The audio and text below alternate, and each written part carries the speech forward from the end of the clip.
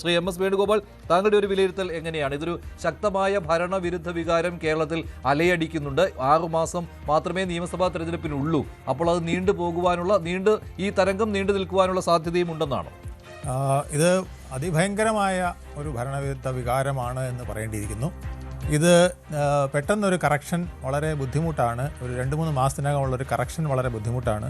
ശ്രീ ഷാക്കിർ പറഞ്ഞതിനേക്കാൾ വലിയ ഒരു ദുരന്തത്തിലേക്കാണ് LDF പോയിരിക്കുന്നതെന്ന് എനിക്ക് തോന്നുന്നു. കാരണം സാധാരണഗതിയിൽ ലോക്കൽ സെൽഫ് ഗവൺമെൻറ്റുകളിലേക്കുള്ള തെരഞ്ഞെടുപ്പിൽ LDFന് മേൽക്കോയ്മ എല്ലാ തവണയും കിട്ടുന്നതാണ്. നേരിയ ഒരു മുൻതൂക്കമെങ്കിലും അവർക്ക് കിട്ടാതെ പോകാറില്ല. ഇത്തവണ വന്നിരിക്കുന്നത് ഡീലിമിറ്റേഷൻ വഴിയും ഈ വാർഡുകൾ വെട്ടിച്ചുരുക്കി രൂപപ്പെടുത്തിയത് വഴിയുമൊക്കെ ഒരുപാട് സീറ്റുകൾ അധികം പിടിക്കണം, അങ്ങനെ ഒരു തൂത്തുവാരലിന് വേണ്ടിയിട്ടാണ് അത്തരത്തിലൊരു പ്രയോഗം ഇവിടെ നടത്തിയതെന്നുള്ളത് വ്യക്തമാണ്. തിരുവനന്തപുരത്ത് തന്നെ നമുക്കറിയാം, തിരുവനന്തപുരത്ത് 101 വാർഡുകൾ ഉണ്ടാക്കി അതിലെ ഓരോ ഭാഗങ്ങളായി വെട്ടിമുറിച്ചത് വോട്ടർമാർക്ക് തന്നെ പിടിയില്ല എൻ്റെ വാർഡ് എവിടെയാണ് അതിര് എന്നുള്ളതിൽ. ആ വിധത്തിൽ വെട്ടിമുറിച്ച് തങ്ങൾക്ക് അനുകൂലമാക്കിയിട്ട് പോലും ഇവിടെ NDAക്ക് 50 സീറ്റ് നേടാൻ കഴിഞ്ഞു എന്ന് പറയുന്നത് വലിയ ഒരു നേട്ടമായിട്ടാണ് എനിക്ക് തോന്നുന്നത്. ഇല്ലെങ്കിൽ ഇതൊരു പക്ഷേ 60 or 65 ആയി പോയതിനെ പഴയ രീതിയിലായിരുന്നു എങ്കിൽ എന്ന് എനിക്ക് തോന്നുകയാണ്. കാരണം തോന്നുന്നത് മാത്രമല്ല, അത് പലയിടത്തെയും രീതികൾ വെച്ചുകൊണ്ടാണ് ഞാനിത് പറയുന്നത്. ഈ ഒരു ഭരണവിരുദ്ധ വികാരം എന്നതിനപ്പുറം മറ്റൊരു കാര്യം കൂടെ ഞാൻ പ്രധാനമായി കാണുന്നത്, ഇവിടെ ഒരു പിണറായി വിജയൻ്റെ ഒരു സ്റ്റേച്ചർ നമുക്ക് സഹിക്കാം. അദ്ദേഹത്തിൻ്റെ നിലപാടുകളോ അദ്ദേഹത്തിൻ്റെ ചില ധാർഷ്ട്യങ്ങളോ ഒരു വിധത്തിൽ ഒരു പക്ഷേ ജനങ്ങൾ സഹിച്ചെന്നിരിക്കും. പക്ഷേ കേരളമൊട്ടാകെ 10-12,000-ഓളം വരുന്ന, അതിനേക്കാൾ കൂടുതലായിരുന്നു അവരുടെ LSTDയിലെ അംഗങ്ങൾ. അവർ കാണിച്ച ധിക്കാരം, കുട്ടി പിണറായിമാരെ കൊണ്ട് ഈ നാട് നിറഞ്ഞു എന്നുള്ളതായിരുന്നു ഒരു സത്യം. ഉദാഹരണം അത് ഞാൻ പറയാറില്ല, അവിടെ മാത്രമല്ല, അത് പറയട്ടെ. വടക്കുന്ന് PP ദിവ്യ മുതൽ തെക്ക് ആര്യ രാജേന്ദ്രൻ വരെ അങ്ങനെ അഴിഞ്ഞാടുന്ന ഒരു സാഹചര്യം, ഇത് ജനങ്ങളുടെ മേൽ കുതിര കയറുന്ന ഒരു സാഹചര്യം ഉണ്ടായത് സത്യം പറഞ്ഞാൽ UDFനും BJPക്കും വളരെ ഗുണം ചെയ്തു എന്നുള്ളതാണ് ഒരു സത്യം. മറ്റൊന്ന്, ഈ അവസാന നിമിഷങ്ങളിൽ ഈ PM ശ്രീ ഉൾപ്പെടെയുള്ള കാര്യങ്ങൾ വന്നത്, അതുപോലെ തന്നെ കേന്ദ്രമന്ത്രി അമിത്ഷായുടെ ഭവനത്തിൽ മുഖ്യമന്ത്രി പോയി സംസാരിച്ചത് ഒക്കെ ഇവിടെ ഏറ്റവും കൂടുതൽ മുസ്ലിം ലീഗും UDFും ഹൈലൈറ്റ് ചെയ്തത് ഇതൊരു അന്തർധാര ഉണ്ട് എന്ന് പറയാനാണ്. പക്ഷേ ഈ അന്തർധാര ശരിക്ക് ഇല്ലായിരുന്നു എന്നുള്ളതാണ് സത്യം. എന്നാൽ ഈ അന്തർധാര വളരെ വ്യക്തമായി ഉണ്ടെന്ന് തെളിയിക്കുന്ന വിധത്തിൽ CPI തോളിലിരുന്ന് ചെവി കടിച്ചതാണ് LDFന് ഏറ്റവും വലിയ ദുരന്തം വന്നതെന്ന് എനിക്ക് തോന്നുന്നു. കാരണം ഒരാഴ്ച മുഴുവൻ ഇപ്പോൾ ഈ PM ശ്രീ പദ്ധതിയിലൂടെ ഉണ്ടാക്കിയിരിക്കുന്ന അവിഹിത ബന്ധം അവസാനിപ്പിച്ചില്ലെങ്കിൽ ഞങ്ങൾ ക്യാബിനറ്റിൽ പോലും വരുന്ന പ്രശ്നമില്ല എന്ന് പറഞ്ഞുകൊണ്ട് ഒരു വലിയ ഒരു വിഷയം, അതായത് ശൂന്യതയിൽ നിന്നൊരു വിഷയമെടുത്ത് LDFനെ വെട്ടിലാക്കിയത് CPI ആണ് എന്നുകൂടി എനിക്ക് ബോധ്യമുണ്ട്. കാരണം ഇത് ജനങ്ങൾക്ക് മുസ്ലിം ലീഗ് പറഞ്ഞാലോ അല്ലെങ്കിൽ കോൺഗ്രസ് പറഞ്ഞാലോ ഇത്രയധികം ബോധ്യമാവില്ല.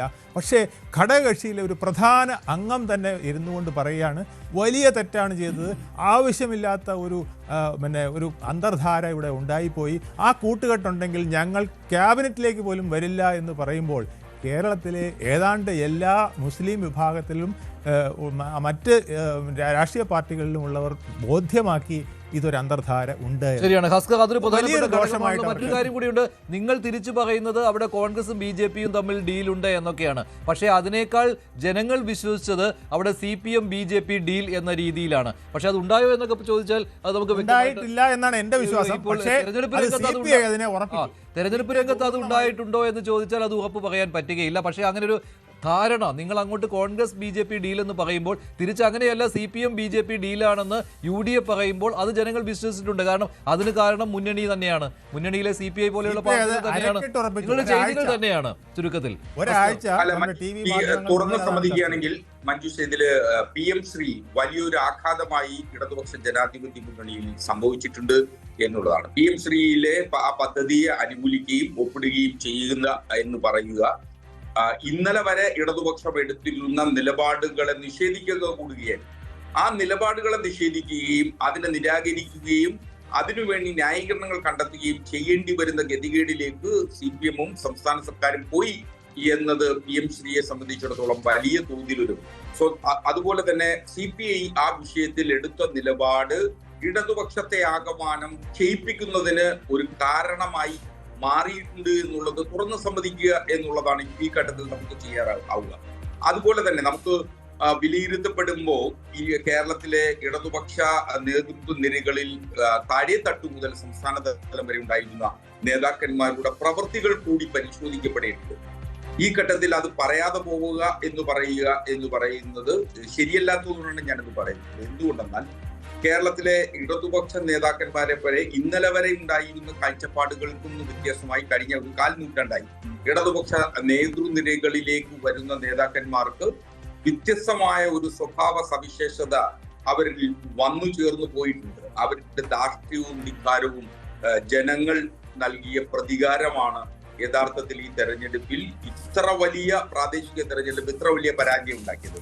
എന്തുകൊണ്ടെന്നാൽ പലപ്പോഴും അതിന് വ്യത്യസ്തമായ കാരണങ്ങളുണ്ട്. പലപ്പോഴും ഇടതുപക്ഷത്തിന്റെ പ്രാദേശിക നേതാക്കന്മാർ വലിയ തോതിൽ അഹങ്കാരികളായി തീരുന്നതിന് പല ഘട്ടങ്ങളിലായി പരിശോധിച്ചു കഴിഞ്ഞാൽ ഒരു പ്രധാന കാരണം ഇടതുപക്ഷ നേതാക്കന്മാരെ സംബന്ധിച്ചിടത്തോളം അല്ലെങ്കിൽ CPIM-ന്റെ പ്രാദേശിക നേതാക്കന്മാർ, ഉദാഹരണത്തിന് ഒരു പാർട്ടി ഏരിയ കമ്മിറ്റി അംഗത്തെ സംബന്ധിച്ചിടത്തോളം തന്റെ ആ ഏരിയ കമ്മിറ്റി അംഗത്തിന്റെ ജീവിതത്തിലെ 12 മണിക്കൂറിൽ പകലിലെ 12 മണിക്കൂറിൽ 10 മണിക്കൂറും പാർട്ടികളുടെ വിവിധ കമ്മിറ്റികളിൽ പങ്കെടുക്കേണ്ട ഗതികേടിലേക്ക് അല്ലെങ്കിൽ അതിലേക്ക് ചുരുങ്ങിപ്പോകുന്നു.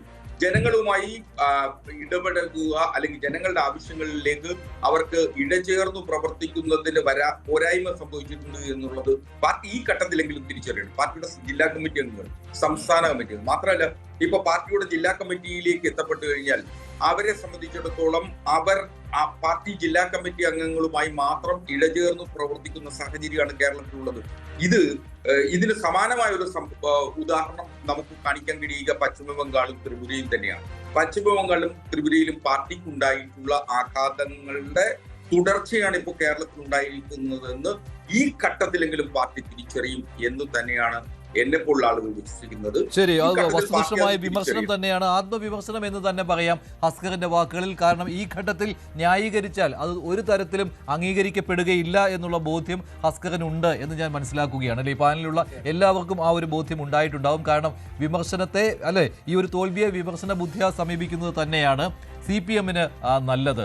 അത് തന്നെയാണ് ഒരു ബംഗാൾ ആവർത്തിക്കപ്പെടും. ശരി, ഹസ്കർ തുറന്നു പറയുകയും ചെയ്തു. ഇപ്പോൾ ശ്രീ വസന്ത് തെങ്ങുംപള്ളി, വസന്ത്, ഉജ്ജ്വല വിജയത്തിന് അഭിനന്ദനങ്ങൾ. താങ്കൾ മധ്യ കേരളത്തിൽ നിന്നുള്ള ആളാണല്ലോ. എങ്ങനെയാണ് മധ്യ കേരളത്തിൽ ഈ വലിയ നേട്ടം ഉണ്ടാക്കുവാൻ? പൊതുവെ ശക്തി കേന്ദ്രമാണ് UDF-ന്റെ, കോൺഗ്രസിന്റെ ശക്തി കേന്ദ്രമാണ്. അവിടെ കേരള കോൺഗ്രസ് മാണി വിഭാഗം പോയതിനു ശേഷം ദുർബലമായിരുന്നു UDF-ന്റെ ആകെയുള്ള ഘടന. പക്ഷേ ലോക്സഭാ തെരഞ്ഞെടുപ്പിൽ മറിച്ചായിരുന്നു. ഇത്തവണ അമിതമായ ആത്മവിശ്വാസമായിരുന്നു ജോസ് കെ മാണിക്കും കൂട്ടർക്കും ഉണ്ടായിരുന്നത്. അതുകൊണ്ടാണല്ലോ UDF ക്ഷണിച്ചിട്ടും തിരികെ വരാൻ അവർ തയ്യാറാകാതിരുന്നതും. എങ്ങനെ ഈ നേട്ടം കൈവരിക്കാൻ കഴിഞ്ഞു മധ്യ കേരളത്തിൽ, വസന്ത്?